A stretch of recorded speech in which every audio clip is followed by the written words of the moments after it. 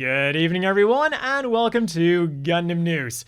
With the big thing happening this week, or rather, the small thing happening this week, being the announcement of the 6th volume of Gundam Artifact.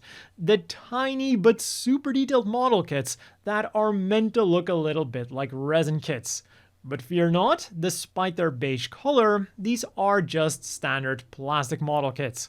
They stand at about 55mm tall, a little over 2 inches, and we've got some really cool industrial looking redesigns of the new Gundam, the Rigazi, which can transform thanks to the included back weapon system, the Sazabi, Gyunes Yakdoga, Quesis Yakdoga, which has a different antenna and a different gun, Resin's Gyaradoga, and a standard Gyaradoga, which is identical to Resin's Gyaradoga minus the antenna.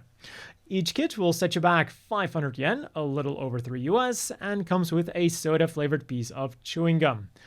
And there's also a chance that instead of a standard beige kit, you'll get a rare clear green kit. Really cool for the new Gundam, but I think people might have preferred the Sazabi in clear red instead. Related to the Gunpla then is the 3rd volume of Gunpla Package Art Gummies, which will be releasing in December. One package will set you back 171 yen, a little over $1, and comes with 1 of 8 Gunpla Runner inspired gummies and 1 of 32 cards featuring package art from QGUX, Wing, and Iron Blooded Orphans. We've got high grade, real grade, master grade super deformed, and more, and 2 of the cards are secret rares. And for even more munchies, in January, we're getting original SD Gundam Snack II. Also going for 171 yen a pack, a little over $1.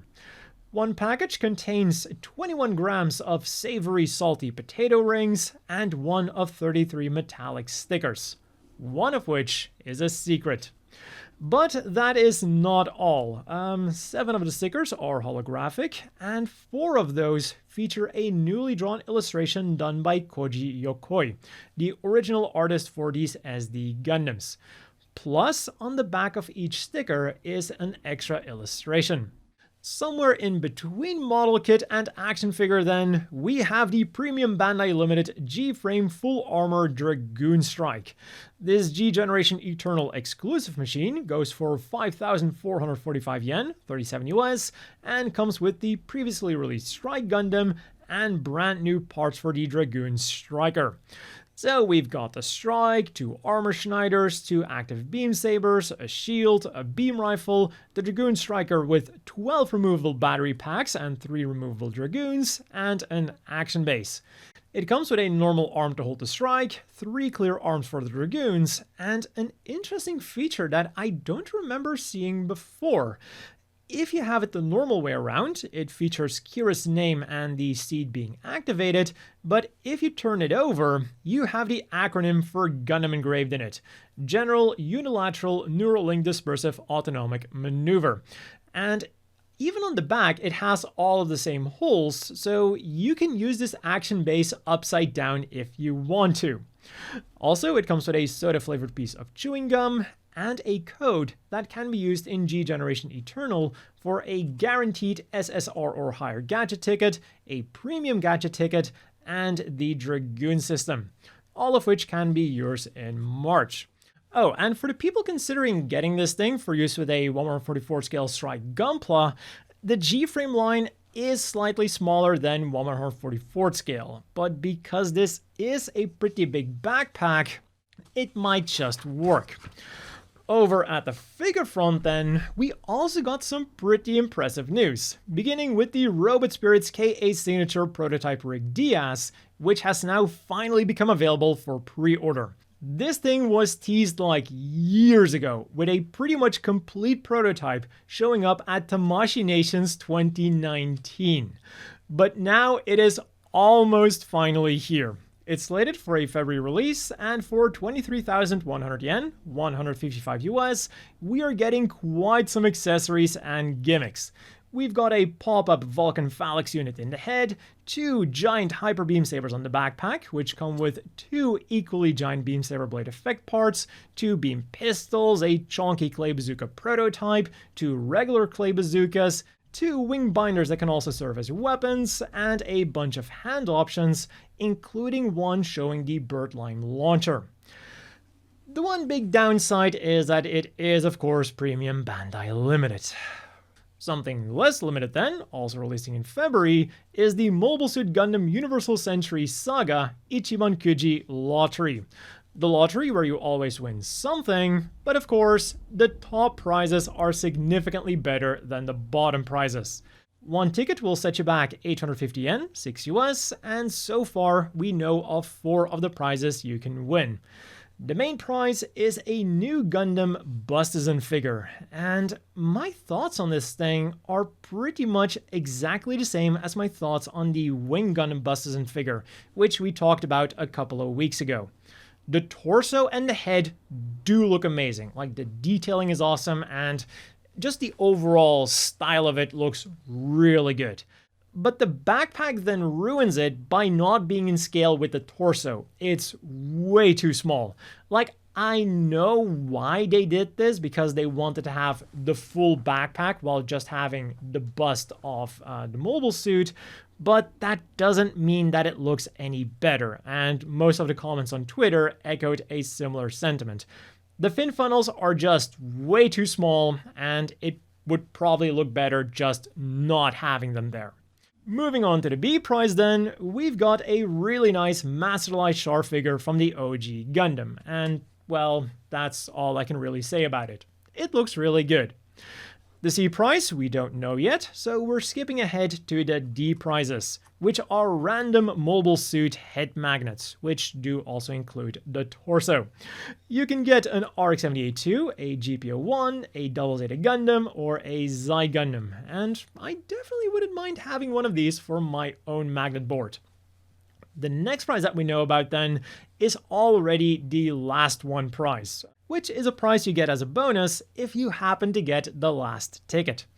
And this last one prize is the Sazabi Bustizen figure, which has all of the same pros and cons as the new Gundam Bustizen figure.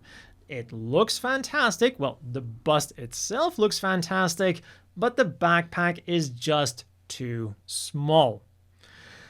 And last but definitely not least for the figures then, tomorrow the Mega Hobby Expo 2025 will be taking place at the Akiba Square in Akihabara.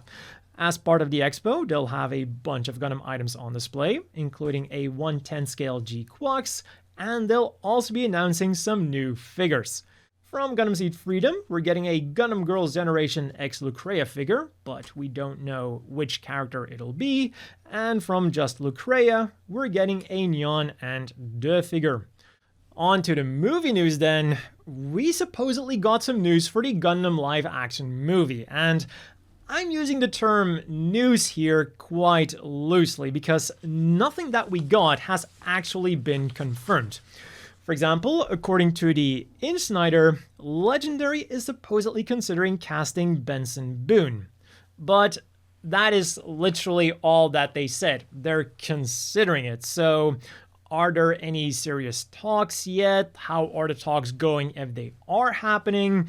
We just don't know. So this is far from a guarantee that Benson Boone will be in the movie. The second rumor then came to us through Nexus Point News. Sources told them that Legendary is in talks with Drew Starkey for a role, and that the movie will also apparently be an adaptation of the 08 The Mess Team.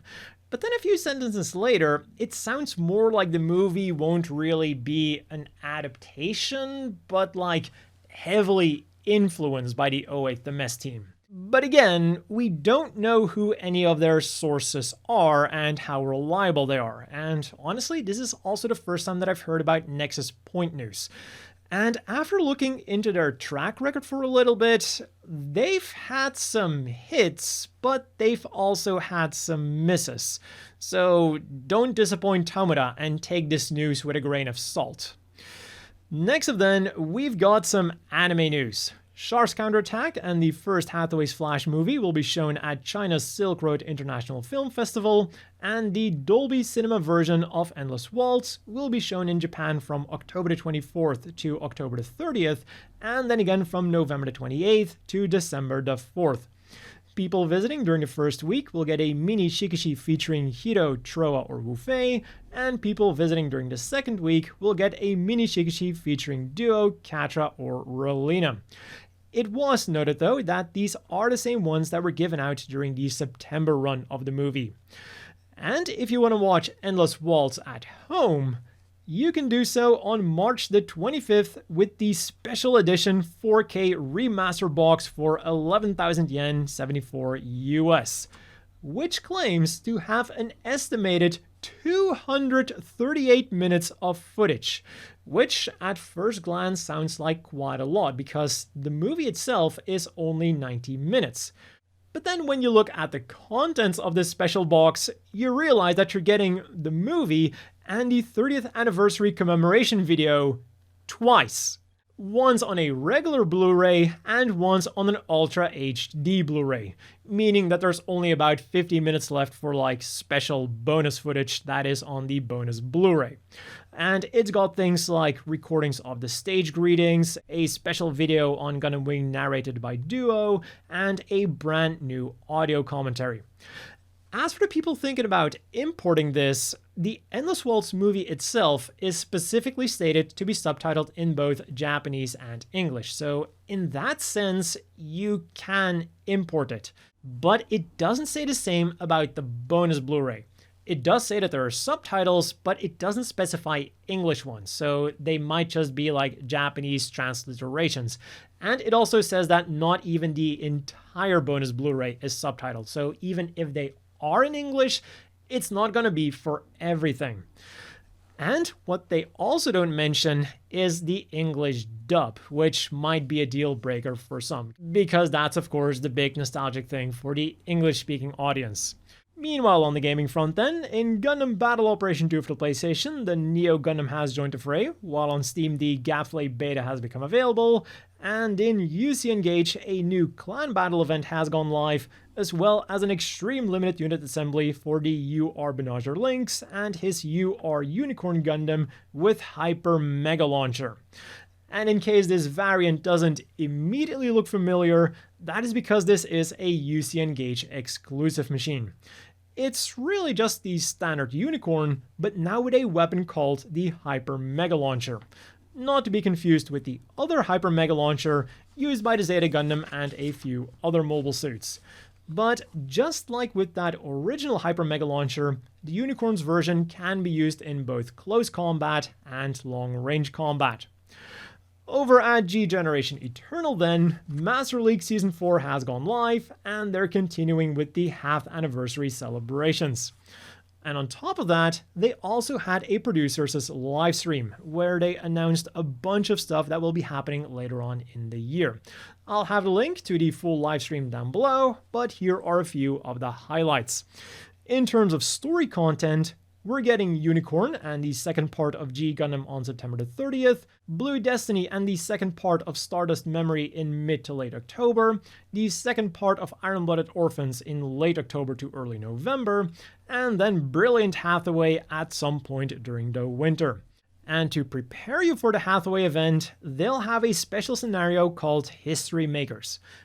Basically, playing through these missions should give you like a crash course in UC history to give you enough backstory to understand the events taking place in Hathaway's Flash.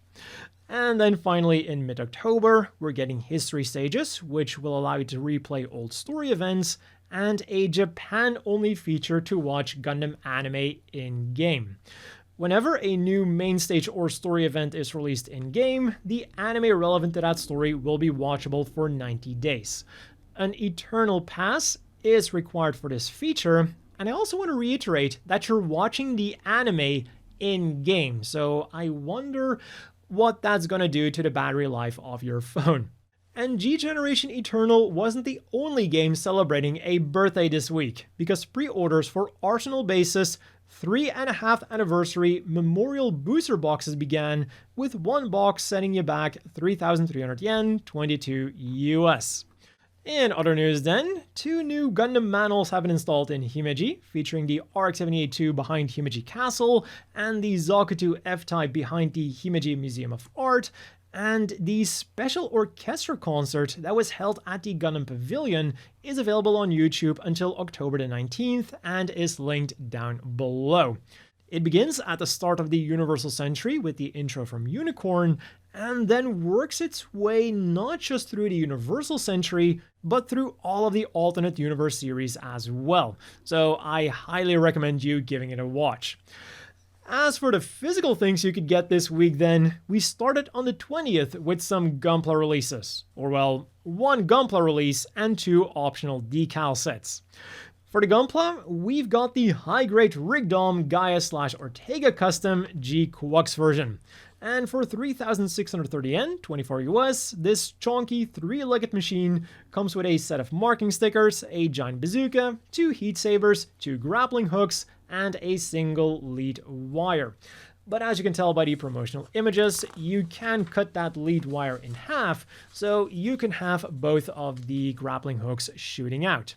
And if you want to spice up your Rigdom some more, you can get the QGUX General Purpose Decals number 2 for 550 Yen for US.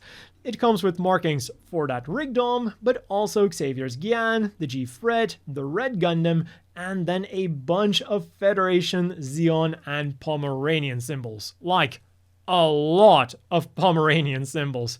I can see people getting this thing just for the cute doggo emblems. And for another 550 Yen for US, you could get the QGUX General Purpose Decals number 1. This set comes with markings for the QGUX, the Police Zaku, Sagai's Gelgook, and even more Pomeranian emblems. Again, I can totally see people getting this set for the cute doggo emblems.